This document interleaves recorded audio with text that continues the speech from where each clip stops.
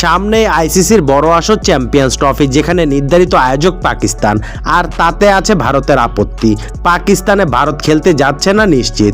পাকিস্তানও নিজেদের সত্তা অন্য কোথাও নিয়ে টুর্নামেন্ট আয়োজন করতে আগ্রহী নয়। ক্রিকেট ইতিহাসে অন্যতম বড় দুই দলের অবস্থান একেবারে মুখোমুখি। সংকট কাটাতে আইসিসি এখন ভরসা। বিশ্ব ক্রিকেট নিয়ন্ত্রকের সেই সর্বোচ্চ বিন্দুতে এবার বসেছে এক ভারতীয়। আগেই নির্ধারিত ছিল গ্রেগ বাকলে সরে গেলে আইসিসির চেয়ারম্যান হচ্ছেন জয় সাহা। 1 ডিসেম্বর থেকে শুরু করেছেন নিজের দায়িত্ব। চ্যাম্পিয়ন্স ট্রফি নিয়ে চলমান সংকটের মাঝে নিজের দায়িত্ব শুরু করছেন জয় সাহা। মাত্র 36 বছর বয়সে আইসিসির সর্বোচ্চ ব্যক্তিত্বের চেয়ারে বসেছেন জয় সাহা। সংস্থার ইতিহাসে তার চেয়ে কম বয়সে কেউ চেয়ারম্যানের পদে আসেননি।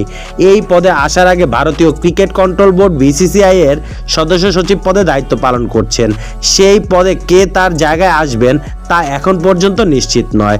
আইসিসির চেয়ারম্যান পদ ছাড়াও এশিয়ান ক্রিকেট কাউন্সিল এবং আইসিসির ফিনান্স অফ কমার্শিয়াল অ্যাফেয়ার্স কমিটির প্রধানের দায়িত্বটাও পালন করছে জয় সাহা। সবশেষ চেয়ারম্যান পদের নির্বাচনে নিজের এমন নেতৃত্ব গুণের কারণে বিনা ভোটেই নির্বাচিত হয়েছেন তিনি।